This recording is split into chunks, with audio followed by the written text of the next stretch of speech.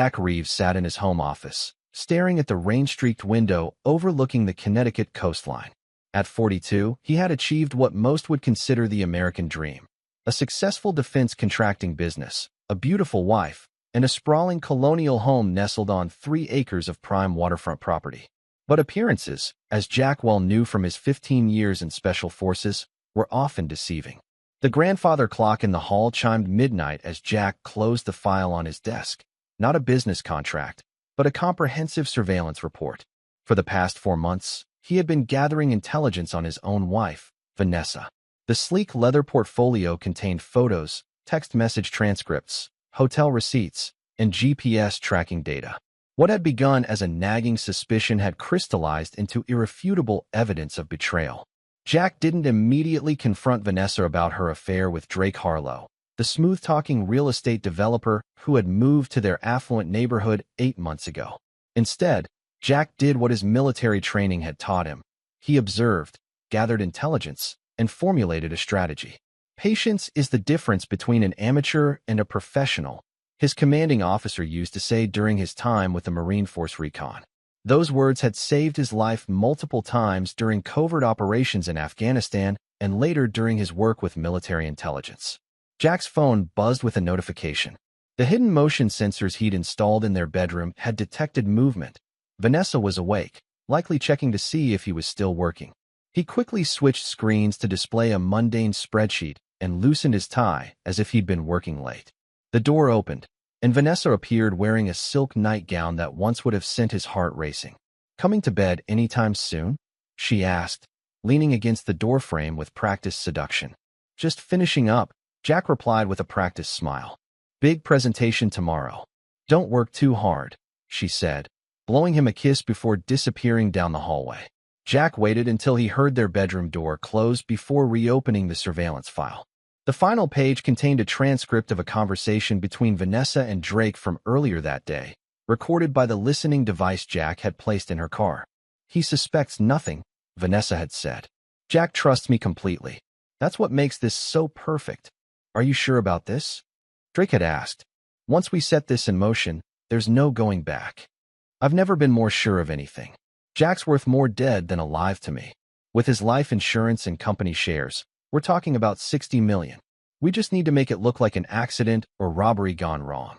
Jack closed the file and locked it in his hidden wall safe. He had expected the affair, but the murder plot was an unexpected development. Most men might have confronted their wives immediately or gone to the police. But Jack wasn't most men. After years of counterintelligence operations, he recognized an opportunity when he saw one. He opened his laptop and began typing an email to an old military contact. "Remember that favor you owe me? I need your expertise for a personal project. Complete discretion required." As Jack finally climbed the stairs to join his wife in bed, his mind was already formulating a plan. Vanessa had no idea who she was truly married to. The successful businessman was merely his cover. Beneath that facade lived a man who had neutralized high-value targets across 3 continents. A man who had earned the call sign Ghost for his ability to strike without leaving a trace. He slipped into bed beside his sleeping wife, studying her beautiful face in the moonlight. She stirred slightly, unconsciously moving closer to him. Jack allowed her to curl against his chest, even as he mentally cataloged every betrayal, lie, secret meeting with Drake. "Sweet dreams, darling," he whispered, knowing that soon, her dreams would turn to nightmares. Chapter 2. The Players. Drake Harlow hadn't always been Drake Harlow. Born Dale Henderson in a rundown neighborhood of Detroit, he had reinvented himself multiple times over the years.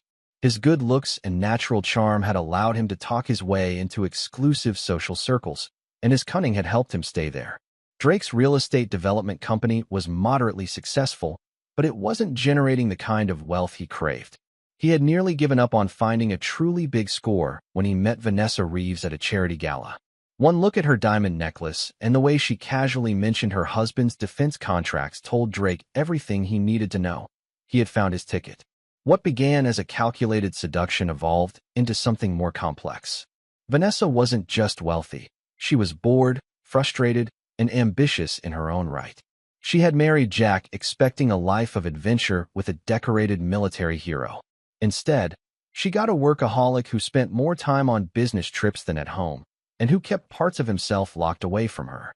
You don't understand what it's like, Vanessa complained to Drake as they lay in the bed of their regular hotel suite. Living with someone who's physically present but emotionally unavailable. Drake stroked her hair, playing the sympathetic lover while mentally calculating the value of her tennis bracelet. You deserve better, baby. Someone who appreciates you. What Drake didn't know was that Vanessa had done her own research on him. She had discovered some of his past identities and scams. But rather than exposing him, she saw an opportunity. Drake's moral flexibility and criminal connections might prove useful for the plan forming in her mind. Meanwhile, across town, Jack met with his former teammate, Miles "Dagger" Wilson, at a nondescript diner. "So let me get this straight," Miles said, keeping his voice low. "Your wife is planning to have you killed, and instead of going to the police, you want to set up a fake hit on yourself." Jack sipped his black coffee calmly. "Exactly. I need to know how deep this goes and who else is involved." Miles ran a hand over his scarred face. After leaving the Marines, he had worked as a private security consultant, occasionally operating in legal gray areas. "This is messed up, even for you, Jack. I need 3 men.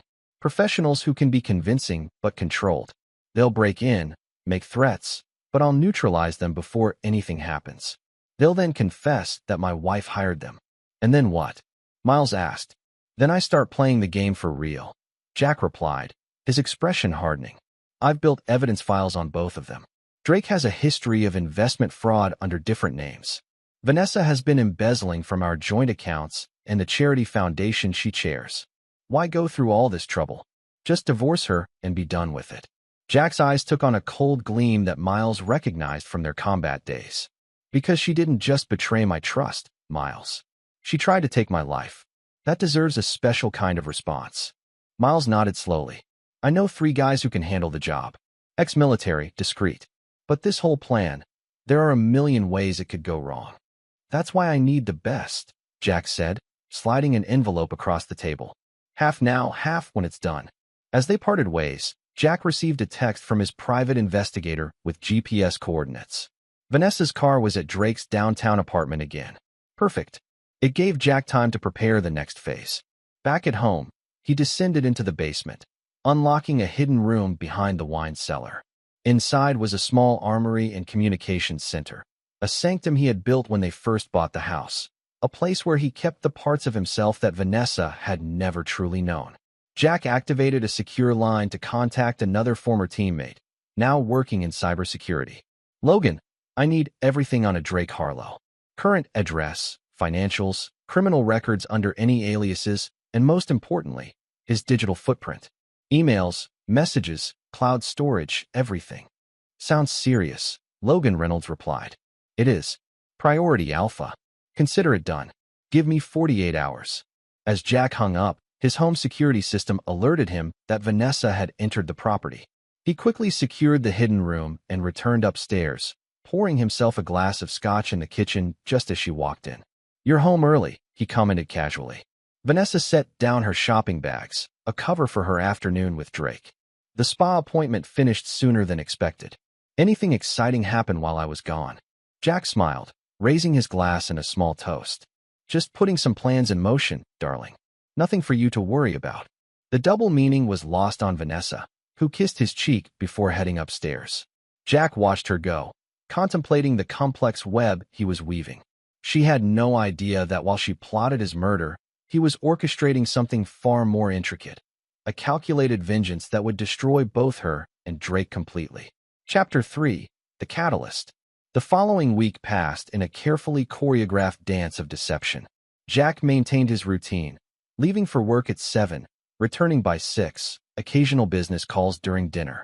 Vanessa continued her clandestine meetings with Drake, unaware that every conversation, every exchange was being monitored. On Thursday evening, Jack received a text message from Logan. "Package ready for delivery.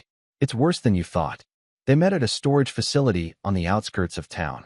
Logan handed over a sealed envelope and an encrypted hard drive. Drake Harlow, born Dale Henderson, has operated under at least 4 different identities in the past 15 years. He's wanted in Illinois for investment fraud and in California for real estate scams. currently running a Ponzi scheme through his development company. Jack wasn't surprised. And Vanessa? Logan hesitated. That's where it gets complicated. She's been moving money from your joint accounts to offshore holdings for nearly a year. But there's more. He pointed to the hard drive. I found communications between them going back 14 months. Before Drake even moved here, Jack noted. Exactly. This wasn't a chance meeting. They knew each other before, possibly from when Vanessa visited her sister in Chicago 3 years ago. Drake's company had an office in the same building as the law firm where her sister worked. Jack processed this information. The betrayal ran deeper than he had anticipated. What about the murder plot? It's real. They've been discussing various scenarios for about 2 months. Drake has been reaching out to criminal contacts. There's a money trail, cryptocurrency transactions to an account linked to a known hitman broker. Jack nodded slowly. Time to accelerate the plan. The fake hit goes down tomorrow night. Logan looked concerned. Are you sure about this? It's not too late to get the police involved. And let them get away with probation and a slap on the wrist? No. They need to understand the consequences of their actions. Jack's voice remained calm, but his eyes reflected a cold determination. Besides, everything I'm doing is technically legal. The same can't be said for them. Meanwhile, across town, Vanessa met with Drake in their regular hotel suite. It's all arranged, Drake announced, pouring champagne. 3 professionals, highly recommended. They'll make it look like a home invasion gone wrong. Vanessa took the glass with a trembling hand. Saturday night. Jack will be home alone because you'll be at your sister's birthday celebration in Boston, right? Perfect alibi. What if something goes wrong? Vanessa asked, her confidence wavering. Drake pulled her close. Nothing will go wrong. These guys are professionals. By Sunday morning, you'll be a grieving widow, and within a respectable period, we'll be together with all that money. He kissed her neck. Just think about it. No more pretending, no more sneaking around. Freedom. Freedom, Vanessa repeated, trying to silence the small voice of doubt in her mind. What neither of them knew was that their hired professionals had been intercepted and replaced by Miles's contacts, men loyal to Jack who would follow his script exactly. Friday evening arrived. Jack made a show of kissing Vanessa goodbye as she left with her overnight bag, supposedly for her sister's birthday in Boston. In reality, she would be spending the night at Drake's apartment, establishing her alibi. Jack waited until her car disappeared down the driveway before activating the home's security cameras and setting up additional hidden recording devices. He then contacted Miles. Everything in place. Team is standing by. They'll breach at exactly 2 a.m. You sure about this? Positive. Just make sure they stick to the script. Jack spent the evening methodically preparing. He disabled certain security features to allow the fake hitman entry while ensuring others remained active to record everything. He positioned weapons in strategic locations throughout the house, visible enough to be found, but not so obvious as to raise suspicion. At midnight, he received another text from Vanessa. Missing you. Having fun with the girls. Don't wait up. Jack smiled grimly at the lie. According to the GPS tracker, her phone was at Drake's apartment. He sent back a benign response before checking the time. 2 hours until the performance began. He changed into sleepwear and got into bed, appearing to fall asleep while actually remaining fully alert. The grandfather clock downstairs chimed 2, and precisely on cue, Jack heard the faint sound of the back door being forced open. Heavy footsteps moved through the house. 3 men, as planned. Jack remained motionless, controlling his breathing, allowing the intruders to make their way upstairs. The bedroom door slowly opened, and 3 armed figures entered, faces covered with ski masks. Wake up, Reeves, the leader growled, nudging Jack with the barrel of his gun. Jack pretended to startle awake, showing convincing fear and confusion. What do you want? Take whatever you need. There's a safe downstairs. We're not here for your money, the second man said. Your wife paid us to make it look like a burglary gone wrong. Jack's expression shifted convincingly from fear to shock, then to a dawning realization. The leader moved closer, sneering through his mask. Your wife paid us to make it look like a burglary gone wrong, he repeated, perfectly delivering the scripted line. Nothing personal, just business. What happened next appeared to the hidden cameras as a desperate fight for survival. Jack's Marine combat training kicked in instantly, just as planned. He disarmed the first intruder with practiced efficiency, using the man's own weapon to neutralize the second. The third attacker came at him with a knife, managing to slice Jack's arm, an unscripted but convincing touch, before Jack subdued him with a series of precise strikes. 3 minutes later, all three men were restrained with zip ties. Jack, now sporting a bleeding arm that would serve as perfect evidence, began the next phase. "Start talking," he demanded. "Who hired you?" The confession that followed was detailed and damning. The men claimed Vanessa had approached them through Drake Harlow, providing details about Jack's schedule, the home's layout, and security system. They mentioned specific payment amounts and methods that matched the cryptocurrency transactions Logan had discovered. Once the performance was captured on multiple recording devices, Jack made a show of calling Vanessa, putting the call on speaker. "Honey, your hitmen arrived," he said with deadly calm. "Don't worry, I've kept them alive for questioning."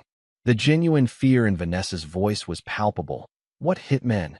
"You know exactly what I'm talking about," Jack replied. "The 3 armed men you paid to kill me.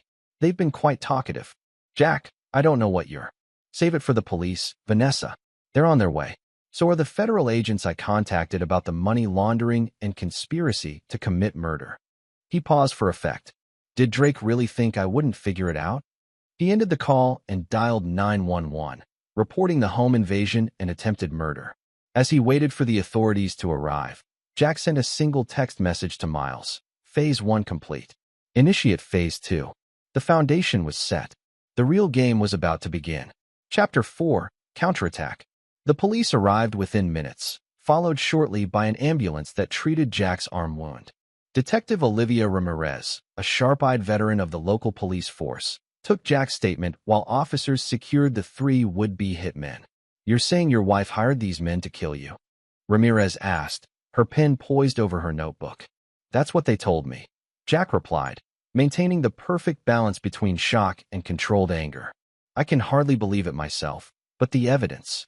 He gestured to the recording devices that had captured the entire confrontation.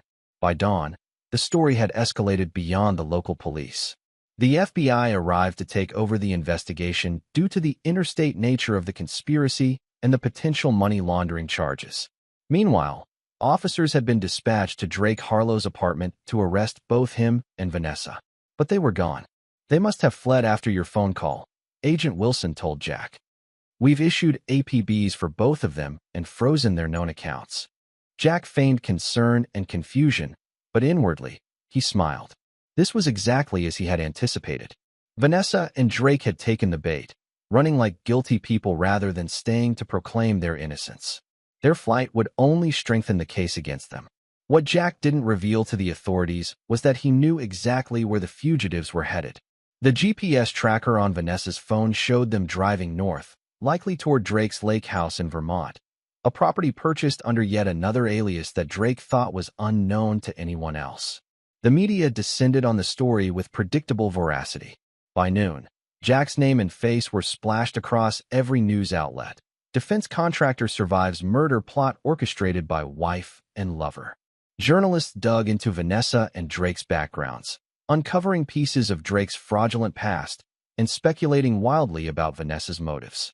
Jack played the role of the shocked, betrayed husband to perfection, giving a brief statement to the press in which he asked for privacy during this unimaginably difficult time.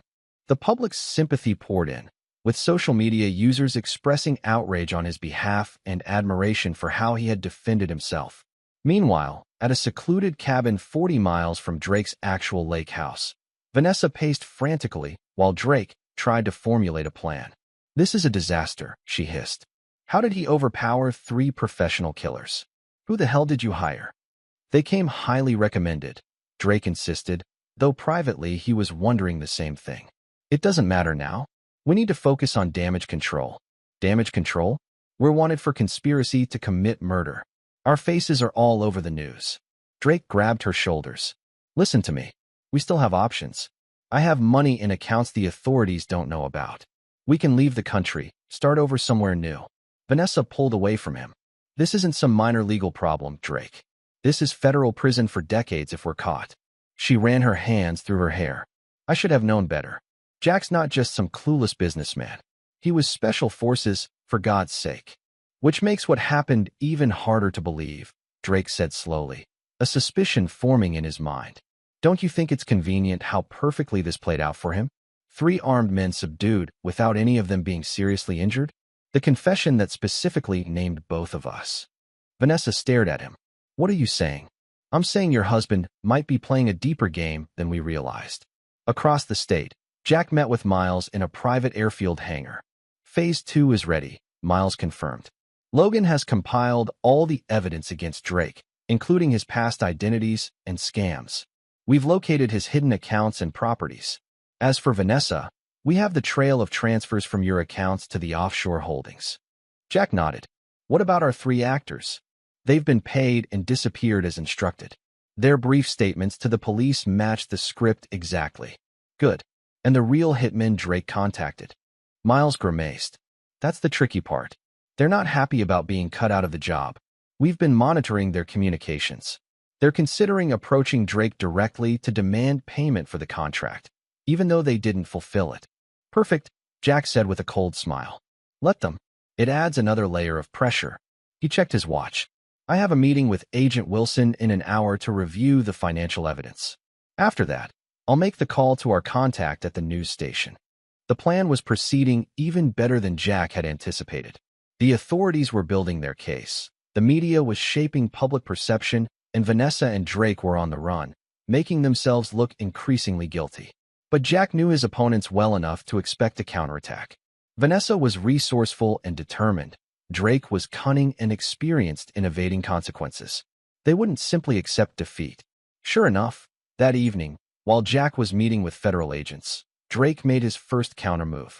He anonymously released documents to several news outlets suggesting that Jack's defense contracting company, Nexus Security Solutions, had been involved in illegal weapons sales to restricted foreign entities.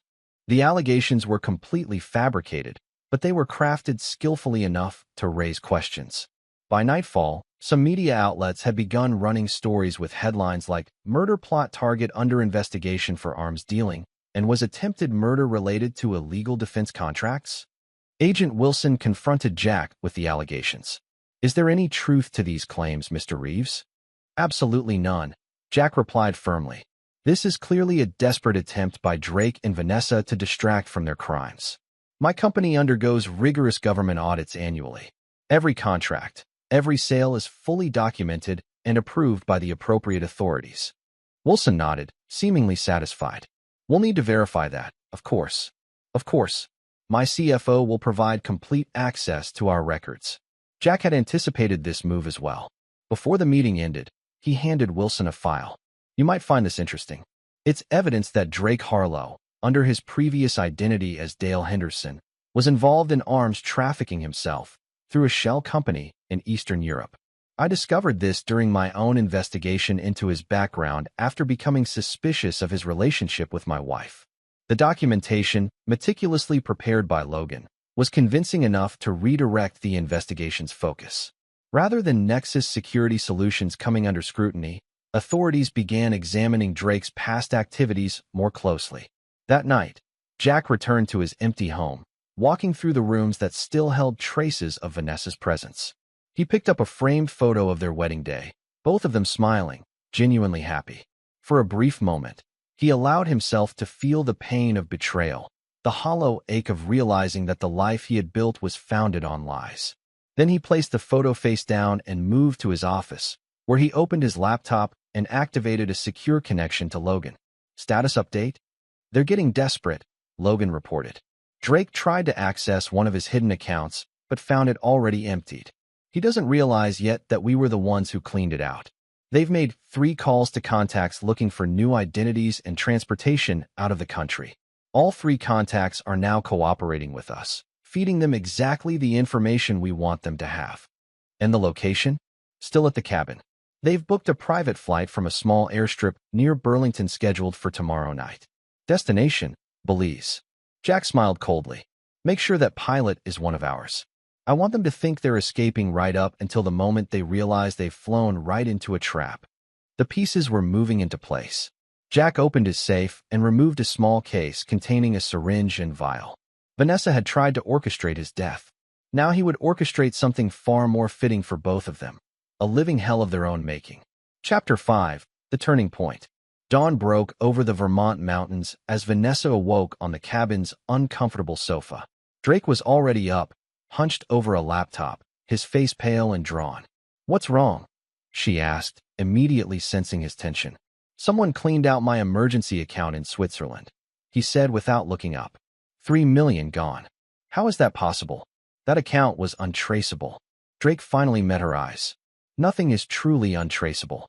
Not from someone who knows what they're doing. He ran a hand through his disheveled hair. "Your husband is not who you think he is, Vanessa." "What are you talking about?" "I've been digging. Jack Reeves isn't just a former Marine who started a defense contracting business.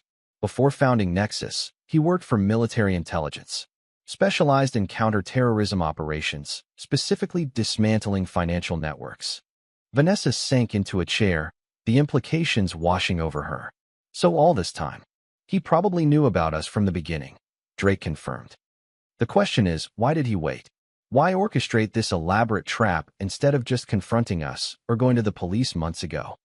The answer came to Vanessa in a sudden, chilling realization. Because he doesn't want justice. He wants revenge. Meanwhile, Jack was executing the next phase of his plan. He had arranged an exclusive interview with a respected national news program, presenting himself as the victim trying to understand his wife's betrayal. "I still can't comprehend it," he told the sympathetic interviewer, projecting the perfect image of stoic pain. "We had what I thought was a good marriage. I worked hard to give Vanessa everything she wanted." He paused, seeming to struggle with his emotions. "To discover that the person you've shared your life with for 7 years has been plotting your murder, it makes you question everything." The interviewer leaned forward. "There are rumors that your wife and Mr. Harlow may have had financial motives. Your company, Nexus Security Solutions, has government contracts worth millions." Jack nodded gravely. "The investigators believe the primary motive was financial. With my death, Vanessa would have inherited my company's shares and life insurance, approximately $60 million in total. And how are you coping with all of this, Mr. Reeves?" Here Jack allowed his carefully constructed facade to crack slightly, showing controlled vulnerability that would resonate with viewers. "I'm focusing on cooperation with the authorities and keeping my company stable for the sake of our employees." The personal betrayal. He shook his head. "That will take longer to process." The interview painted Jack as a sympathetic figure, successful, honorable, betrayed. It also served to increase the pressure on Vanessa and Drake, who watched it from their hideout with growing alarm. "He's playing the victim perfectly," Drake muttered. "Building public sympathy, making us look like monsters." "We need to fight back," Vanessa insisted. "I have information that could damage him too." "Like what?" "Jack has a secret room in our basement, behind the wine cellar. I discovered it by accident last year, but never let on that I knew about it. I don't know exactly what's in there, but I've seen him enter a code to get in. It could contain evidence of illegal activities through his company." Drake's eyes lit up. "That's exactly what we need, leverage. If we can get evidence of wrongdoing, we can negotiate." "We can't exactly walk back into the house," Vanessa pointed out. "No, but I know someone who can," Drake replied, already reaching for his phone. "A specialist in discreet entry and retrieval. If there's something incriminating in that room, he'll find it." Jack, however, was several steps ahead. He had anticipated that Vanessa might know about his secure room and had already removed anything truly sensitive. Instead, he had planted fabricated evidence, documents and digital files that appeared to implicate him in questionable activities but would ultimately lead back to Drake and Vanessa. By that afternoon, Drake's specialist, a career burglar named Ray Donner, had successfully infiltrated Jack's home while he was at a meeting with federal investigators. Ray located the hidden room, bypassed the security, and photographed the planted documents before downloading the contents of the computer inside. "Got what you need," Ray texted Drake several hours later. Meeting point as discussed. Drake and Vanessa traveled separately to an abandoned warehouse outside Burlington, where Ray waited with the stolen information. "This is gold," Ray told them, handing over a flash drive and envelope of photos. "Your husband's involved in some serious shit. Weapons sales to embargoed countries, money laundering through shell companies, the works. Enough to put him away for decades." Drake examined the documents, his excitement growing. This changes everything. Now we have bargaining power. Vanessa wasn't so sure. It seems too convenient. All this incriminating evidence just sitting there, waiting to be found. Don't overthink it, Drake said dismissively. People get sloppy, even careful ones. Now we need to use this strategically. He turned to Ray. Can you get this information to this reporter? He wrote down a name. Anonymously, of course. For an extra 5,000, sure, Ray replied. Done. What Drake didn't know was that Ray Donner had already been intercepted by Miles before the meeting. The specialist was now working for Jack, and the evidence he delivered was exactly what Jack wanted Drake and Vanessa to find. The reporter Drake named was also part of Jack's network, someone who would appear to run with the story while actually controlling the narrative in Jack's favor. Later that evening, as Drake and Vanessa prepared for their escape to Belize the following night, Jack met with Agent Wilson at a secure location. Drake took the bait. Jack informed him. He's attempting to release fabricated evidence suggesting I'm involved in illegal arms deals. Wilson, who had been briefed on Jack's actual plan, nodded. And you want us to appear to take these allegations seriously? Exactly. Make a show of investigating Nexus. It will give them a false sense of security, make them think their countermove is working. What about their escape plan? Jack checked his watch. They'll board a private plane tomorrow night, thinking they're headed to Belize. The pilot is one of Miles's contacts.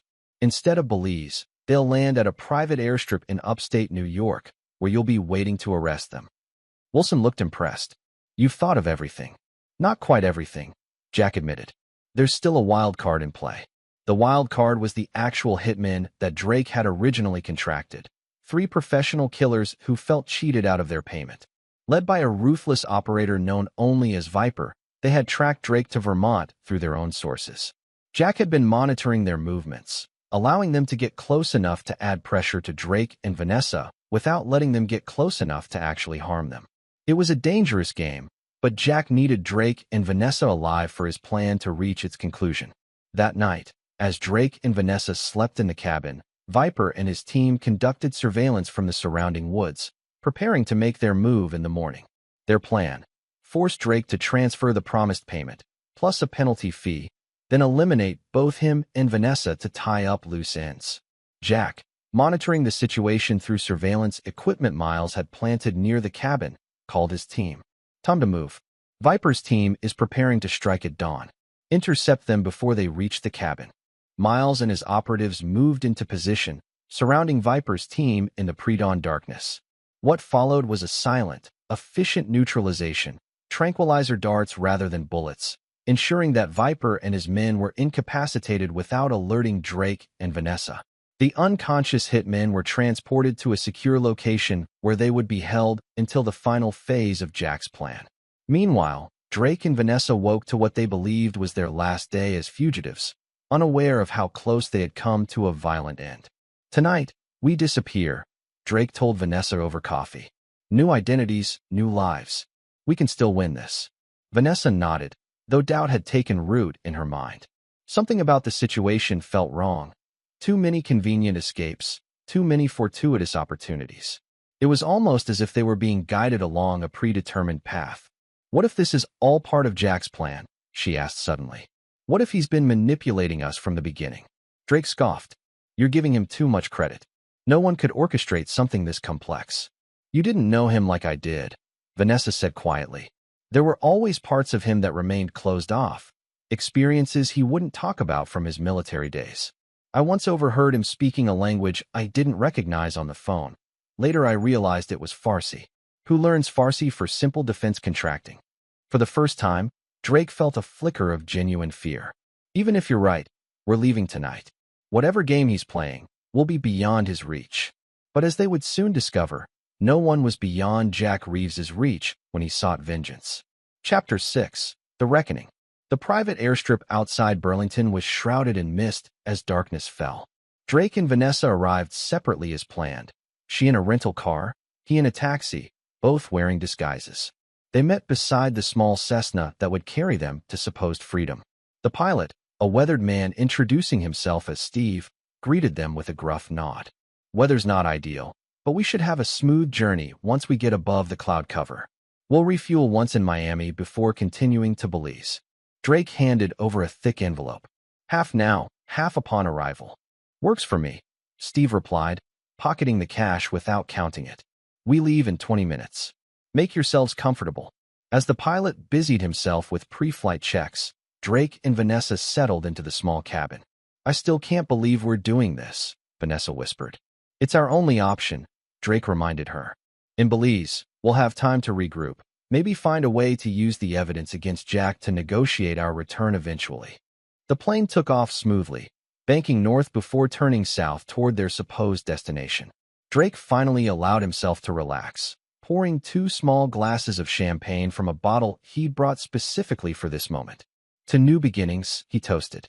They were 2 hours into the flight when Drake noticed something odd about their route on the small monitor displaying their position. We should be over the Carolinas by now, but this shows we're still over New York State. Before Vanessa could respond, the cabin door opened, and the pilot entered, now holding a gun. Change of plans, he said calmly. We're landing in about 15 minutes. There are people waiting to meet you. Drake lunged forward, but the pilot was ready, striking him with the butt of the gun and sending him sprawling. Don't make this more difficult than it needs to be, the pilot advised as Vanessa helped Drake back to his seat. This plane is going to land. What happens after that depends on how cooperative you are. True to his word, the plane began its descent 15 minutes later, touching down on a private airstrip illuminated only by runway lights. As the engines died, Drake and Vanessa could see several SUVs with tinted windows parked nearby. End of the line, the pilot announced, opening the cabin door. To their shock, the first person to enter the plane was not a federal agent, but Jack himself, looking perfectly composed in a tailored suit. Welcome to the next phase of your journey, he said with a cold smile. Please, don't get up. We have a lot to discuss. Drake lunged again, only to be restrained by 2 men who boarded behind Jack. Predictable as always, Drake, Jack commented. Or should I call you Dale? Or perhaps David Lewis. You've had so many names, it's hard to keep track. What is this? Vanessa demanded. If you're going to turn us in, just do it. Jack took a seat opposite them. Turn you in? Eventually, yes. But first, we're going to have a conversation about consequences. Over the next hour, in that small plane cabin, Jack laid out exactly how thoroughly he had manipulated events from the moment he discovered their affair. The fake hitmen, the planted evidence, the controlled narrative in the media, all orchestrated to lead them precisely where he wanted them. The authorities are building an airtight case against both of you, he explained calmly. Conspiracy to commit murder, fraud, money laundering, identity theft, Drake's specialty, of course. You're looking at decades in federal prison. Then why aren't we in custody? Drake challenged. Because I wanted this moment, Jack replied. I wanted you to understand exactly who you were dealing with. You thought I was just some oblivious businessman you could manipulate and eliminate. I needed you to comprehend how monumentally you miscalculated. He turned to Vanessa. 7 years of marriage, and you never really knew me at all, did you? You saw what I wanted you to see. The successful entrepreneur who left his military life behind. You never understood that those skills didn't disappear. They just found new applications. Vanessa stared at her husband, truly seeing him for perhaps the first time. What happens now? Jack stood. Now you have a choice. Option 1. You go directly into federal custody tonight. The case proceeds, and you both spend the next 20 to 30 years in prison. And option 2. Drake asked warily. You work for me, Jack said simply. Both of you. Drake, your talent for deception could be quite useful in certain operations Nexus conducts overseas. Vanessa, your social connections and ability to present a perfect facade would be valuable for other projects. You want us to become your personal operatives? Vanessa asked incredulously. Think of it as indentured servitude, Jack corrected. You'll have controlled freedom, comfortable accommodations, but you'll be under constant surveillance. One wrong move, one attempt to escape or betray me, and option 1 comes back into play immediately. That's insane, Drake spat. Why would we agree to that? Because prison is worse, Jack replied evenly. Much worse. Especially for someone like you, Drake, with so many enemies from your previous scams. I've made sure several of them know exactly which facility you're likely to be sent to. He checked his watch. You have 5 minutes to decide. After that, Those SUVs will take you to federal agents waiting about a mile from here. Jack stepped outside, leaving Drake and Vanessa to contemplate their options. Miles approached him as he lit a cigarette. Think they'll take the deal? Miles asked. Drake will, Jack predicted. Self-preservation is his primary instinct. Vanessa. He exhaled a stream of smoke. She's proud. She might choose prison out of spite. And if they choose differently, then they go their separate ways. Either outcome serves my purpose. Inside the plane, Drake and Vanessa argued in hushed, desperate tones. We have to take the deal, Drake insisted. At least we'll have some kind of life, maybe eventually a chance to escape. A life as Jack's puppets, Vanessa countered. He'll humiliate us, use us, control every aspect of our existence. It would be torture. Better than decades in prison. Think, Vanessa. We can outsmart him eventually. Vanessa laughed bitterly. Haven't you been paying attention? We haven't outsmarted him once in this entire ordeal. He's been 10 steps ahead at every turn. Their time expired, and Jack returned. Your decision? Drake spoke immediately. I accept your offer. Jack nodded, unsurprised, then turned to Vanessa. And you? She looked at her husband, this stranger she had underestimated so catastrophically, and made her choice. I'd rather take my chances with the justice system.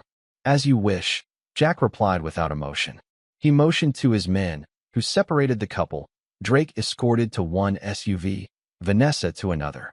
As Vanessa was led away, Jack called after her. One last thing, Vanessa. She turned back reluctantly. The evidence against Drake is substantial. Against you, it's overwhelming. I made sure of that. The vehicles disappeared into the night, carrying Drake to his new life as Jack's reluctant asset and Vanessa to custody. Jack remained at the airstrip, watching until the taillights vanished. Phase 3 complete, he told Miles. Begin final preparations. The vengeance he had planned so meticulously was unfolding exactly as designed.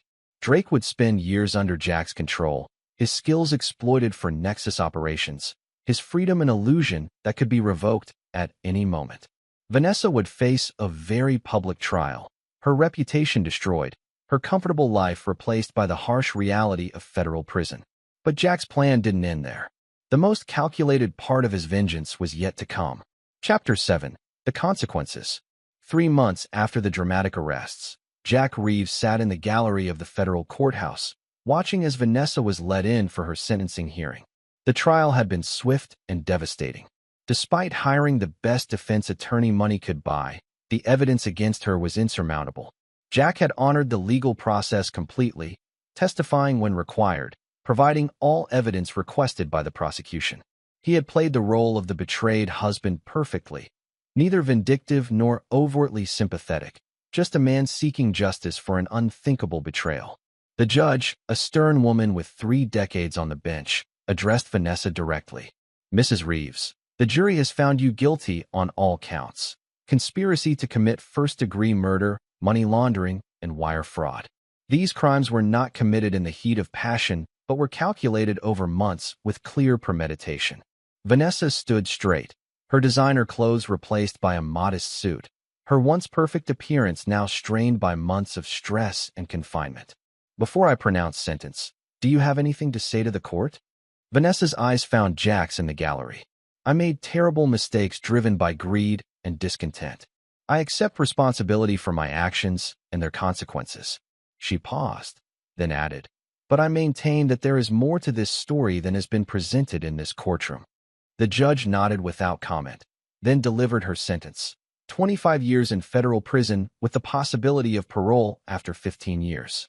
As Vanessa was led away, she looked back at Jack one final time. In that moment, something passed between them, a recognition that while justice had been served in the eyes of the law, this was also the culmination of Jack's meticulously planned revenge. Outside the courthouse, reporters swarmed Jack for comment. Justice has been served, he stated simply. Now I can focus on rebuilding my life and ensuring Nexus Security Solutions continues to thrive despite these difficult circumstances. What the media didn't know was that Drake Harlow, who had mysteriously disappeared from public view after initial reports of his arrest, was now installed in a luxury apartment in Prague, working under close supervision on a special project for Nexus. His financial expertise and talent for deception were being channeled into identifying and infiltrating terrorist financing networks, work for which he was uniquely qualified, but which kept him under Jack's complete control. The apartment was comfortable, but monitored continuously. Drake's communications were restricted, his movements tracked, his entire existence now dedicated to serving Jack's interests. It was, as Jack had described, a form of indentured servitude, a prison without bars, but with no less confinement. Back in Connecticut, Jack returned to the home he had once shared with Vanessa. He had considered selling it, but decided against it. The house represented victory, a daily reminder of how he had turned his enemies' plans against them. That evening, he received a visit from Agent Wilson. "Congratulations on the sentencing," Wilson said as Jack poured him a scotch. 25 years is substantial." "Indeed," Jack agreed, "though we both know the sentence isn't the end of the story." Wilson raised an eyebrow. Meaning Vanessa is resourceful. Prison won't break her immediately. She'll adapt, look for angles, try to find ways to reduce her sentence or improve her situation. "And that concerns you?" Jack smiled slightly. "Not at all. In fact, I'm counting on it." He walked to his desk and retrieved a folder, handing it to Wilson. "This contains evidence of additional crimes committed by Vanessa that weren't included in the initial prosecution, specifically, embezzlement from the Children's Charity Foundation she chaired. I've arranged for this information to reach the relevant authorities 6 months from now." Wilson leafed through the documents with a frown. "So, just as she's settling into her sentence, establishing routines, maybe even gaining some privileges for good behavior, she'll face new charges, a new trial, potentially additional years," Jack confirmed. "And similar revelations are scheduled for the 18-month mark, and again at 3 years. Wilson closed the folder. "That's thorough." "It's calibrated," Jack corrected. "Each revelation will come just as she begins to adapt to her circumstances, repeatedly resetting her progress, ensuring the punishment remains fresh and disorienting." "And Drake? I assume you have similar plans for him?" Jack's expression hardened. "Drake's situation is more fluid. His continued useful service earns him certain comforts. Mistakes result in immediate consequences. He lives in constant uncertainty about his status, never knowing if tomorrow will bring relative freedom or harsh confinement." Wilson studied Jack with new appreciation and perhaps a hint of concern. "You've engineered quite an elaborate punishment for both of them." "They conspired to murder me for money," Jack reminded him. "A quick death was too merciful. This way, they have years to contemplate the true cost of their betrayal." After Wilson left, Jack descended to his basement, entering the code to his secure room. Inside, the space had been reconfigured since Vanessa's discovery. The walls were now covered with monitors displaying surveillance feeds. Vanessa's prison cell and common areas. Drake's apartment in Prague. The offices of the law firm handling Vanessa's appeals. The home of Drake's sister in Chicago, the only family member he still cared about. Each feed represented a thread of control, a means to monitor and manipulate the ongoing punishment. Jack settled into his chair, watching as Vanessa sat alone in her cell, staring at nothing, while Drake paced his luxurious but inescapable cage halfway across the world. The next morning, Jack held a company meeting at Nexus headquarters. The attempted murder plot and subsequent trial had initially created uncertainty among employees and clients. But Jack had deftly managed the crisis, maintaining the company's reputation and even securing new contracts during the turbulence. "We've weathered a difficult period," he told his executive team. "But Nexus is stronger than any individual's actions. Our focus now is expansion, particularly into emerging markets in Southeast Asia and Eastern Europe." What Jack didn't reveal was that these expansions would be facilitated in part by Drake's connections and expertise, laundered through legitimate business channels. Drake's former criminal network was being repurposed to serve Nexus's interests, and by extension, certain classified government operations that remained off the books. Later that day, Jack visited Miles at the secure facility where Viper and his team of original hitmen were still being held. Unlike Drake, these men were kept in sparse, cell-like accommodations, comfortable enough to prevent desperation but austere enough to serve as constant punishment. "How are our guests?" Jack inquired. "Cooperative, now that they understand their situation," Miles reported. "Viper has extensive knowledge of criminal networks across Eastern Europe. We've begun extracting and verifying that intelligence. Jack nodded approvingly. Good. Prepare them for transport to the facility in Poland. They'll be more useful there, closer to their former territories. These men, who had agreed to kill Jack for money, were now another resource in his expanding operation. Their skills and connections repurposed, their freedom forfeit, their lives now dedicated to serving the man they had been paid to eliminate. 6 months later, as planned, the evidence of Vanessa's charity embezzlement became public. Jack watched from afar as she faced new charges, her brief period of adaptation to prison life abruptly disrupted.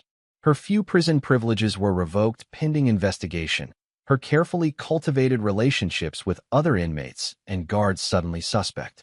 The system that Jack had created was self-sustaining now, a machine of consequences that would continue to function with minimal input from him. Drake's productivity determined his quality of life in real time. Vanessa's punishment would refresh itself at calculated intervals. The hitman's expertise would serve operations they once would have targeted. Jack had transformed betrayal into a resource, vengeance into a sustainable system. His enemies now served his purposes, their skills and connections repurposed, their freedom an illusion that could be revoked at any moment. As he stood on the balcony of his home that evening, watching the sunset over the Connecticut coastline, Jack reflected on how completely he had turned the tables. Vanessa and Drake had plotted his death for financial gain. Now they lived in prisons of his design, one literal, one gilded, but no less confining, while he expanded his empire using their assets and connections. The phone in his pocket vibrated with a text from Logan. Phase 4 preparation complete. Ready to proceed at your command. Jack smiled coldly. The calculated vengeance continued. Chapter 8. The Revelation. 18 months into her sentence, Vanessa had adapted again, finding ways to navigate the harsh reality of federal prison, establishing a routine that made the days tolerable, even earning back some small privileges through exemplary behavior. The other inmates gave her a wide berth, partially due to the notoriety of her case, but mainly because of the quiet intensity she projected. Prison hadn't broken Vanessa. It had distilled her into a more focused version of herself. She spent her limited free time in the prison library, particularly studying law books, preparing for the appeal her new attorney was pursuing. On a gray Tuesday morning, Vanessa was called to meet with her lawyer, a sharp young woman named Talia Morgan, who had taken her case pro bono, believing there were procedural issues with the original trial worth challenging. There's been a development, Talia said once they were seated in the private consultation room. And not a good one. She slid a file across the table. Inside were documents detailing an offshore account linked to Vanessa, an account she had never known existed, containing funds traced back to the children's charity she had chaired. This is impossible, Vanessa insisted, scanning the papers. I never opened this account. I never took money from the foundation. The evidence suggests otherwise, Talia replied carefully. The account was opened using your social security number, with transfers initiated through your home IP address on dates when you were documented to be at home. The digital trail is comprehensive. It's fabricated, Vanessa said, her mind racing. Then realization dawned. Jack. This is Jack's doing. Talia looked skeptical. That's a serious allegation, Mrs. Reeves. Your ex-husband has been cooperative with authorities throughout both investigations. Of course he has, Vanessa said bitterly. This is part of his plan. Just when I start to adapt, he ensures something new destroys any progress I've made. I understand you may want to place blame. You don't understand anything, Vanessa cut in. Jack isn't who everyone thinks he is. His military career, his business success, they're real, but they're only the surface. Beneath that is someone calculating, patient, and absolutely merciless when betrayed. For the first time, Talia seemed to truly consider the possibility. Even if what you're suggesting is true, proving it would be nearly impossible. The evidence against you is substantial and technically flawless. Vanessa leaned forward. Then we need to look beyond the technical. Find patterns, coincidences, timings that are too perfect. She hesitated, then added, and we need to find Drake Harlow. Mr. Harlow disappeared shortly after his arrest. The official record indicates he's cooperating with authorities on other matters, but his location is classified. If we find Drake, we find proof of Jack's manipulation, Vanessa insisted. Talia made some notes, not committing either way. I'll investigate all angles. In the meantime, we need to prepare for these new charges. They're serious, and given your current conviction, the prosecution will push for consecutive sentencing. After Talia left, Vanessa was escorted back to her cell. As the door locked behind her, she noticed something on her bed, a small book that hadn't been there before. Opening it, she found a note slipped between the pages. Not everything is as it appears. Look for the pattern. Vanessa quickly concealed the note. Someone was reaching out, someone who perhaps saw through Jack's machinations. It was the first ray of hope she'd had in months. Meanwhile, halfway across the world, Drake Harlow sat in a luxurious office in Prague, analyzing financial data flowing across multiple screens.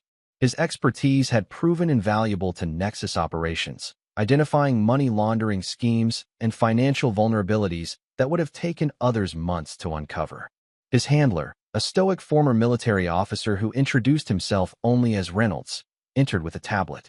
"Your work on the Bulgarian network was excellent," Reynolds said, sliding the tablet across the desk. "Mr. Reeves is pleased. You've earned a privilege." Drake looked at the tablet, which displayed a video call interface. A moment later, the screen showed his sister's face, the first time he had seen or spoken to any family in over a year. "Drake," she said, clearly emotional. "Are you okay? Where are you?" "I'm fine, Beth," he assured her, acutely aware that the call was monitored.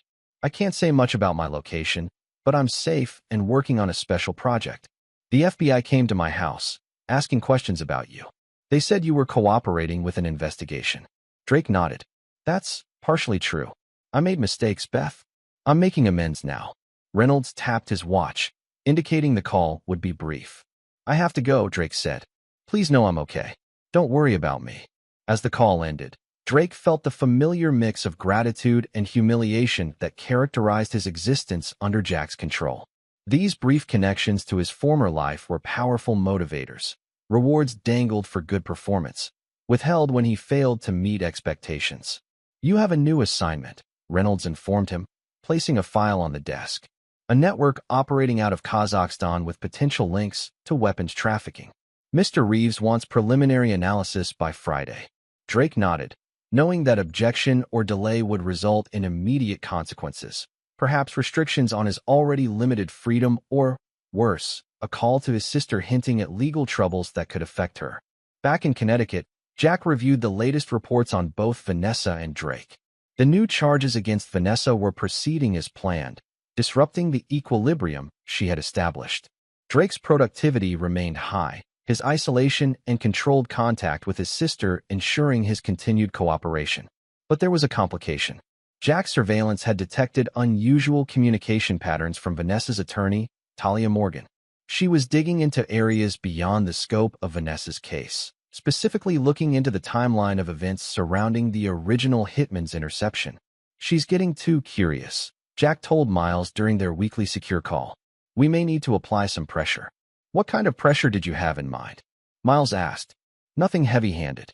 Perhaps an IRS audit of her practice, or some concerns raised with the Bar Association about her approach to the case." Miles hesitated. "Jack, I've been meaning to ask, when does this end?" "Vanessa's serving her sentence. Drake is effectively your prisoner. The hitmen are neutralized. Haven't you achieved what you set out to do?" The question hung in the air as Jack considered his response. "Justice isn't a moment, Miles. It's a process. They didn't plan to kill me once. They planned to end my entire existence. Why should their consequences be any less enduring?" After ending the call, Jack poured himself a scotch and moved to the wall of windows overlooking his property. The calculated vengeance that had driven him for nearly 2 years had become something else, a system, a machine that he continually refined and expanded. He had to admit there was a certain satisfaction in knowing that Drake's skills now served his interests, that Vanessa experienced new depths of despair at precisely calculated intervals. The hitman who would have killed him now provided intelligence that enhanced Nexus operations and, by extension, national security. But Miles's question lingered. When would it be enough? Later that week, Jack received an unexpected visitor, Agent Wilson, now promoted to assistant director. "This isn't an official visit," Wilson clarified as they settled in Jack's study. "More of a professional courtesy." "I appreciate that," Jack replied, instantly alert. "What's on your mind?" There's been increased interest in the original investigation into your wife's murder plot. Specifically, questions about the three men who broke into your home that night. Jack maintained his composure. What kind of questions? Their backgrounds, their subsequent whereabouts. Standard follow-up, normally. Except these inquiries aren't coming through official channels. Someone's investigating privately. Vanessa's new attorney, I presume. Wilson nodded. Among others. There's also been activity around Drake Harlow's case file. Requests for information about his cooperation agreement, his current location. I see. Jack considered the implications. And you're telling me this because? Because whatever game you're playing, it's getting more complicated, Wilson said bluntly. I've looked the other way on certain aspects of how this all unfolded because, frankly, justice was served. But if there's anything that could compromise the integrity of these convictions, now would be the time to address it. Jack studied Wilson thoughtfully. The convictions are solid, based on real evidence of real crimes. How I came to discover some of that evidence may have involved unconventional methods, but the crimes themselves are indisputable. Wilson didn't seem entirely convinced. Just be careful, Jack. Vengeance has a way of consuming those who pursue it too far. After Wilson left, Jack immediately called an emergency meeting with his inner circle, Miles, Logan, and Reynolds, who flew in from Prague. They gathered in the secure room in Jack's basement, away from any possible surveillance. We have a problem, Jack began, outlining Wilson's warning. Someone is connecting dots we'd prefer remain disconnected. Talia Morgan, Logan confirmed. She's been systematic, interviewing anyone remotely connected to the case. She's also filed Freedom of Information Act requests for your military records, specifically, your time in intelligence operations. Can we shut her down? Reynolds asked. Jack considered their options. Direct interference would only validate her suspicions. We need something more subtle. He turned to Logan. What do we know about her? 34, graduated top of her class from Harvard Law. Made partner at Baldwin and Reed before leaving to start her own practice, focusing on wrongful convictions. Divorced, no children. Clean record, impressive case history. Motivations? Jack pressed. Professional reputation mainly. She believes there are procedural issues with Vanessa's case. If she could overturn a high-profile conviction like this, it would establish her firm nationally. Jack nodded, a plan forming. Then we give her something else to focus on. A different case, higher profile, with clearer evidence of procedural misconduct. Something that would be more valuable to her professional reputation than Vanessa's case. I might have something, Miles suggested. The Dominic Warner case. Convicted of triple homicide 3 years ago, but new DNA evidence has emerged. The prosecutor concealed exculpatory evidence. It's exactly the kind of case that would appeal to someone like Morgan. Make sure that file finds its way to her, Jack instructed. Anonymous tip, with enough compelling evidence to draw her attention away from us. As the meeting continued, they addressed the other potential weak points in their operation. Ensuring Drake remained isolated and compliant, reinforcing the evidence against Vanessa for the new charges, and relocating the original hitman to a more secure facility. Yet even as they worked to protect the elaborate system of vengeance Jack had created, something was shifting within him. Wilson's warning, combined with the escalating complexity of maintaining control over so many moving pieces, had sparked a moment of reflection. That night, after everyone had gone, Jack returned to the surveillance monitors. He watched Vanessa reading in her cell, observed Drake working late in his Prague apartment, monitored the hitmen in their controlled environment. All these lives suspended in the web he had woven. For the first time, he questioned not the justice of his actions, but their purpose.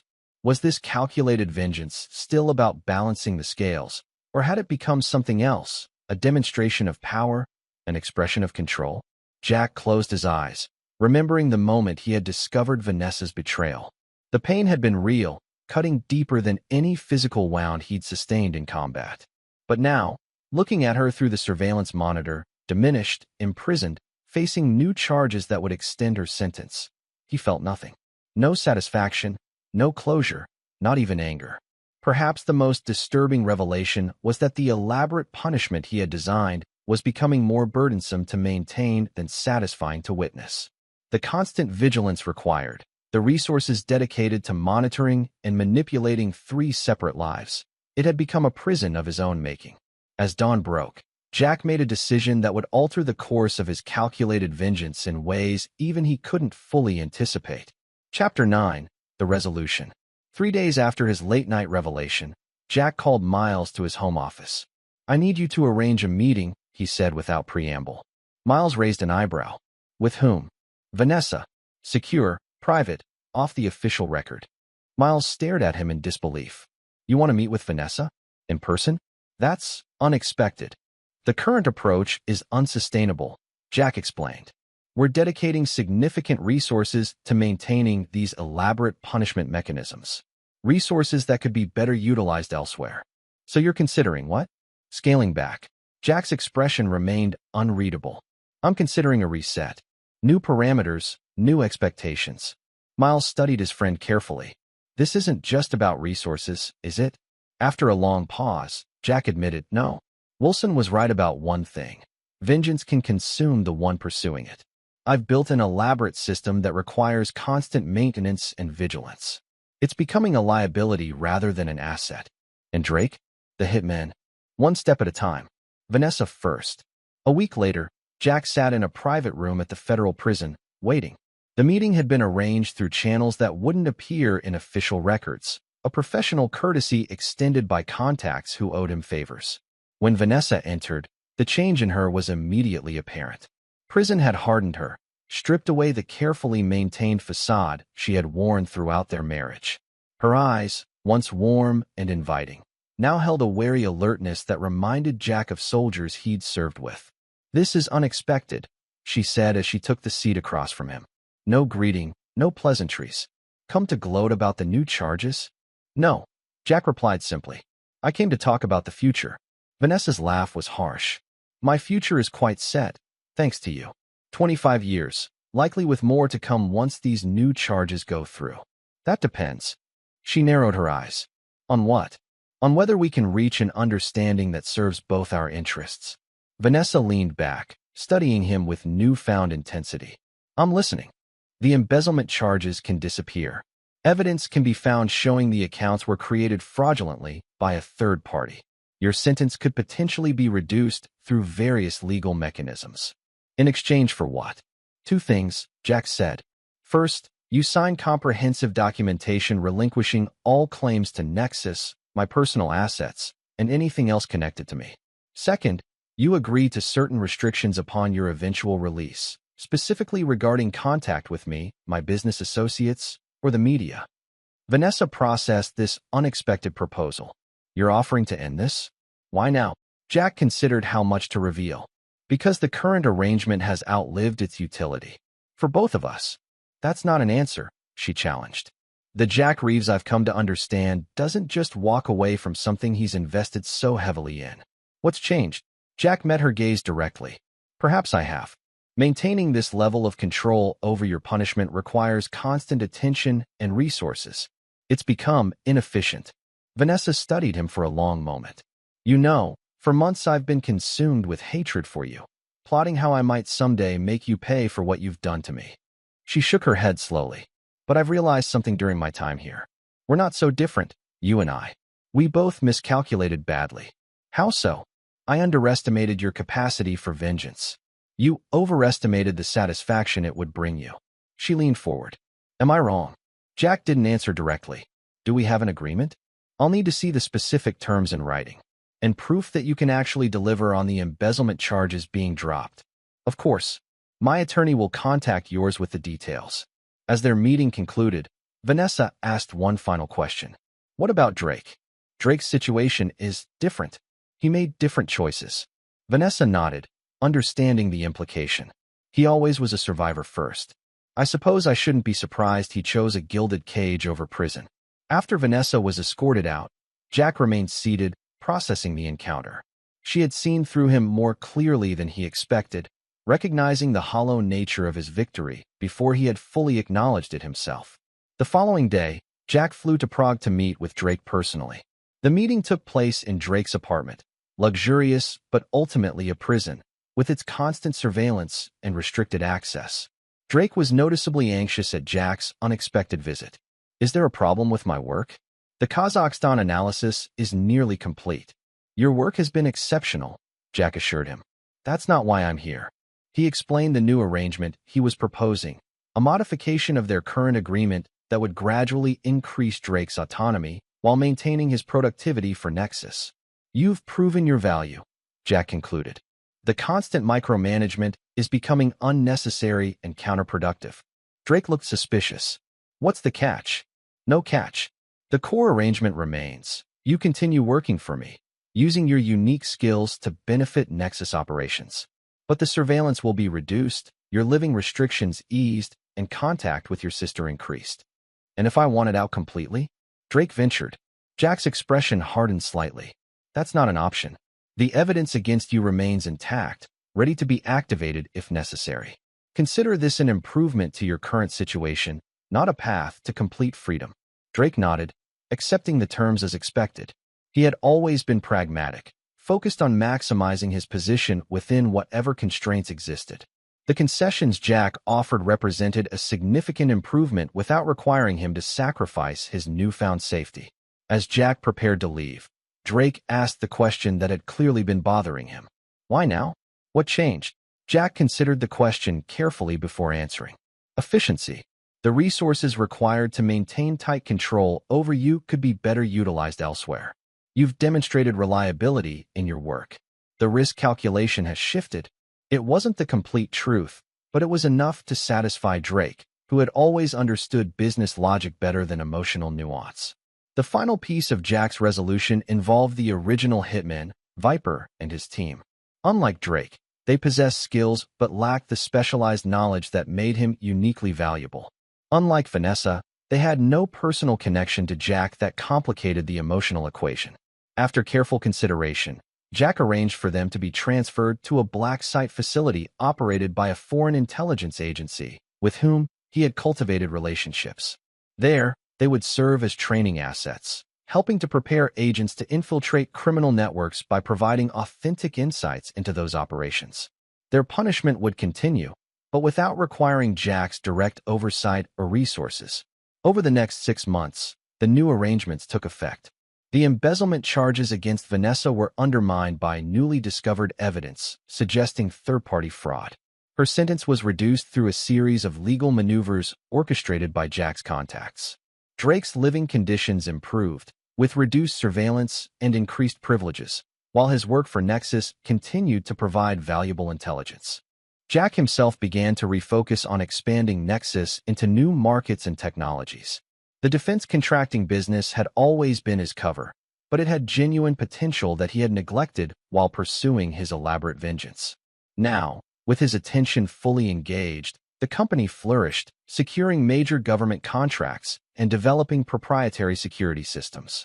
1 year after his meeting with Vanessa, Jack received news that she had been granted early release through a combination of good behavior, overcrowding policies, and the discrediting of certain evidence. She would be released in 3 months, subject to the restrictions outlined in their agreement. On the day of her release, Jack arranged for a car to take her to a modest but comfortable apartment he had purchased through a shell company. Inside, she would find new identification documents, a reasonable sum of money, and contact information for a position at a nonprofit organization that had been privately encouraged to hire her despite her record. Jack didn't meet her personally. Their agreement specifically prohibited direct contact, but he monitored the situation from afar, ensuring the transition went smoothly. It wasn't compassion that motivated this final gesture, but a practical recognition that a stable Vanessa with something to lose was less likely to become a problem again than a desperate one with nothing left. 2 years after the dramatic night when 3 armed men had broken into his home, Jack stood on the balcony of his new penthouse in downtown Boston, watching the city lights. Nexus had expanded into cybersecurity and was now valued at over $500 million. Drake continued his work from a less restrictive but still monitored office in London. Vanessa had adapted to her new life, carefully adhering to the terms of their agreement. The calculated vengeance that had consumed him had been replaced by something more sustainable, a controlled resolution that protected his interests while freeing him from the burden of maintaining elaborate punishment mechanisms. The betrayal still existed as a fact of his past, but its power to drive his decisions had diminished. His phone rang. Miles, calling from overseas. Just checking in. Miles said. How's civilian life treating you? Jack smiled slightly. Profitably. The Singapore contract came through. We're expanding the cyber division next quarter. And the other matter? Any regrets about scaling back? Jack considered the question. No regrets. It was the right decision from a strategic perspective, and from a personal one. After a pause, Jack admitted, I've come to realize something about vengeance. The fantasy of it promises satisfaction. The reality of it becomes a burden, another form of connection to the people who wronged you. Sounds almost philosophical, Miles commented. Not very ghost-like. Jack's smile widened slightly. Even ghosts evolve, Miles. As the call ended, Jack looked out over the city once more. The calculated vengeance had served its purpose. Justice had been delivered, proportional to the crimes committed. Now a new chapter had begun, one defined not by the past betrayal, but by the future he was building. The three armed men who had broken into his home that night had set in motion an elaborate game of strategy and consequence. Now, having won that game decisively, Jack had chosen to end it on his terms, not out of mercy, but out of a pragmatic recognition that true victory meant reclaiming his life from the pursuit of vengeance rather than remaining imprisoned by it. In the end, the most calculated aspect of Jack's vengeance was knowing when and how to bring it to a close. This is where our story comes to an end. Share your thoughts in the comments section. Thanks for your time. If you enjoy this story, please subscribe to this channel. Click on the video you see on the screen, and I will see you there.